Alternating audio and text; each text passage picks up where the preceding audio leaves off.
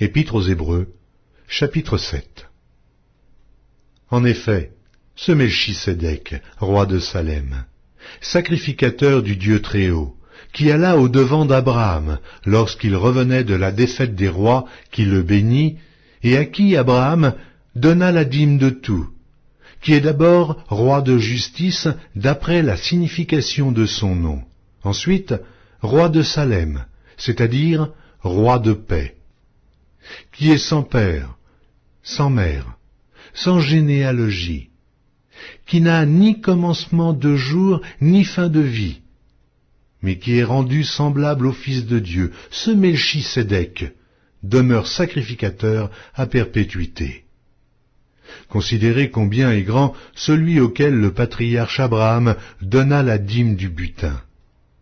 Ceux des fils de Lévi qui exercent le sacerdoce ont, d'après la loi, l'ordre de lever la dîme sur le peuple, c'est-à-dire sur leurs frères, qui cependant sont issus des reins d'Abraham. Et lui, qui ne tirait pas d'eux son origine, il leva la dîme sur Abraham, et il bénit celui qui avait les promesses. Or c'est sans contredit l'inférieur qui est béni par le supérieur. Et ici, ceux qui perçoivent la dîme sont des hommes mortels. Mais là, c'est celui dont il est attesté qu'il est vivant. De plus, Lévi, qui perçoit la dîme, l'a payé pour ainsi dire à Abraham, car il était encore dans les reins de son père lorsque Melchisédek alla au devant d'Abraham. Si donc la perfection avait été possible par le sacerdoce lévitique, car c'est sur ce sacerdoce que repose la loi donnée au peuple, qu'était-il encore besoin qu'il parût un autre sacrificateur selon l'ordre de Melchisédek, et non selon l'ordre d'Aaron?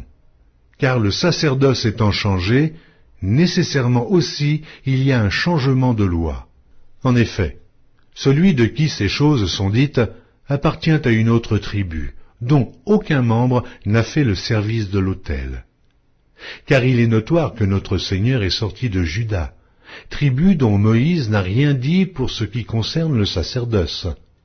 Cela devient plus évident encore quand il paraît un autre sacrificateur à la ressemblance de Melchisédek, institué non d'après la loi d'une ordonnance charnelle, mais selon la puissance d'une vie impérissable. Car ce témoignage lui est rendu. Tu es sacrificateur pour toujours, selon l'ordre de Melchisédek. Il y a ainsi abolition d'une ordonnance antérieure, à cause de son impuissance et de son inutilité. Car la loi n'a rien amené à la perfection, et introduction d'une meilleure espérance par laquelle nous nous approchons de Dieu. Et comme cela n'a pas eu lieu sans serment, car tandis que les Lévites sont devenus sacrificateurs sans serment, Jésus l'est devenu avec serment, par celui qui lui a dit « Le Seigneur a juré, et il ne se repentira pas. Tu es sacrificateur pour toujours, selon l'ordre de Melchisédek. » Jésus est par cela même le garant d'une alliance plus excellente.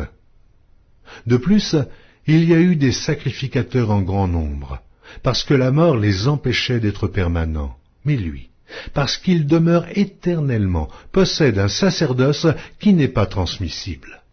C'est aussi pour cela qu'il peut sauver parfaitement ceux qui s'approchent de Dieu par lui, étant toujours vivant pour intercéder en leur faveur.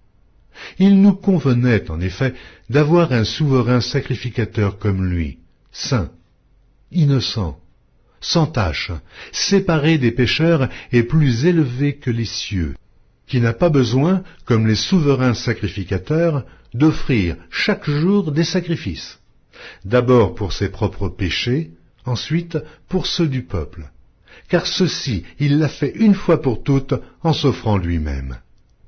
En effet, la loi établit souverains sacrificateurs des hommes sujets à la faiblesse, mais la parole du serment, qui a été faite après la loi, établit le Fils qui est parfait pour l'éternité.